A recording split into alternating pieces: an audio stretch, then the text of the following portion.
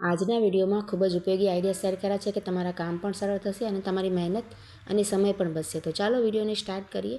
તો ક્યારેક શું થાય કે આપણે કપડા ઉપર છે ને ચાનો કે કોફીનો દાગ પડી જાય. આ રીતે જુઓ, અહીંયા સફેદ કપડું છે એટલે આપણને કાઢવામાં ખૂબ જ તકલીફ, આપણે તાત્કાલિક ધોવું પડે.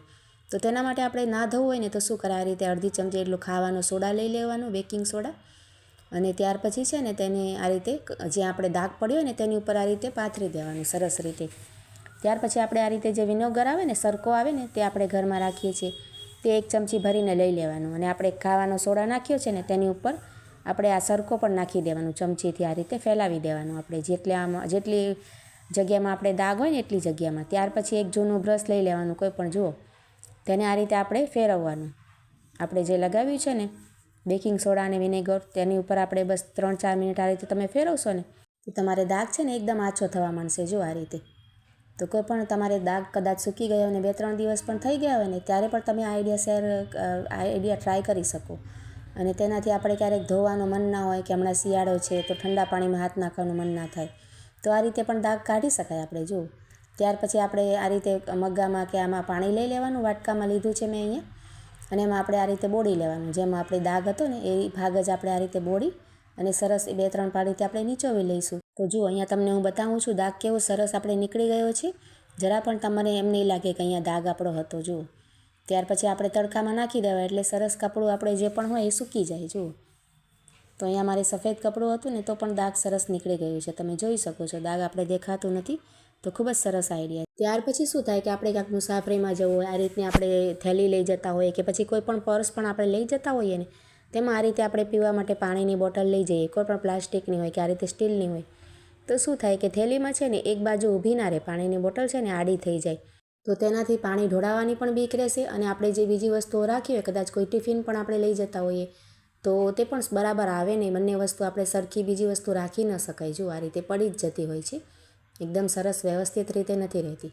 તો તેના માટે હું તમને એક સરસ ટિપ્સ બતાવું છું. આપણે છે ને આ રીતનું કોઈ પણ રબડ આપણી પાસે હોય છે ને તે લઈ લેવાનું અને એક સેફ્ટી પિન જોઈશે. જો આ રીતે સેફ્ટી પિન તો આપણે ઘણી બધી હોય છે, તો રબડમાં આ રીતે સેફ્ટી પિન પરોવી લેવાની.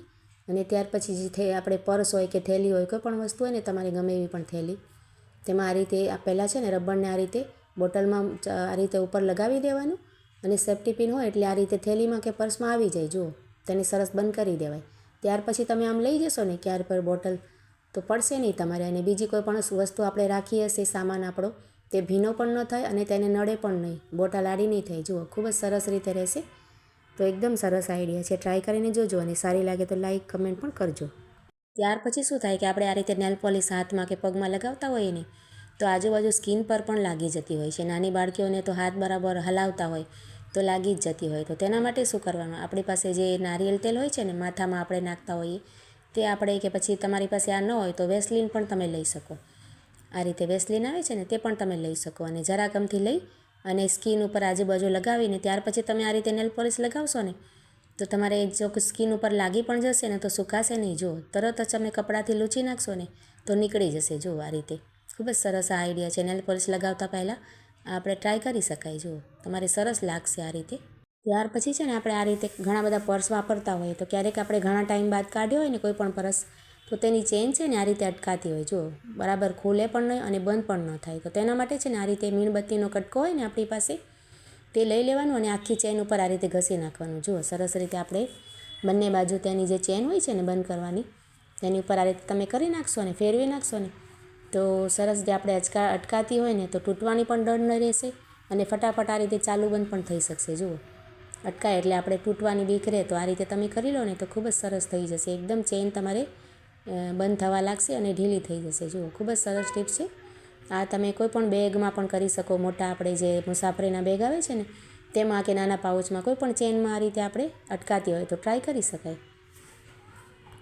ત્યાર પછી જો આ રીતે આપણે પેન્ટ હોય ને છોકરીઓની કોઈ પણ જીન્સની હોય કે પછી આ રીતે સિમ્પલ હોય તો તેની જે ચેન છે ને એ ક્યારેક શું થાય કે આ રીતે ખુલ્લી જાય. જુઓ, બાળકો પહેરે ને તો તેમને પેટ ઉપરથી આ રીતે છે ને ખુલવા માંડે, તો છોકરીઓ હોય ને તો તેને ખૂબ જ ખરાબ લાગતું હોય. તો તેના માટે છે ને આ રીતનું એક રબડ હોય છે ને આપણી પાસે, તે લઈ લેવાનું અને જે ચેનનો હોલ હોય ને નાનકડો હોય છે ચેનમાં, તેની અંદર આપણે આ રબડને પહેલાં પરોવી અને ત્યાર પછી આ રીતે એકબીજામાં નાખી એટલે આટી લઈ લેવાની આપણે. જો આ રીતે સરસ રેડી થઈ જાય ને ત્યાર પછી આપણે છે ને જે બટન હોય છે ને બંધ કરવાનું ઉપરનું, તેની અંદર આ રબડ પરોવી દેવાનું. જુઓ, ચેન આપણે પહેરાવીને સરસ બંધ કરી અને તેમાં રબડને બટનમાં પરોવીએ ને ત્યાર પછી બટન બંધ કરવાનું. તો તમારે કોઈ પણ નાના બાળક હોય કે મોટા હોય કે છોકરીઓ કોઈ પણને હોય ને તો આ ચેન ખુલશે નહીં. જુઓ, એકદમ સરસ ફિટિંગ આવી જશે ચેનની. તો ખૂબ જ સરસ આઈડિયા છે. આ રીતે ટ્રાય કરી જોજો તમે. અને સારા લાગ્યા હોય આજના આઈડિયા તો લાઈક કમેન્ટ કરજો અને ચેનલને સબસ્ક્રાઈબ કરજો. તો ચાલો મળીએ નવા વિડીયોમાં.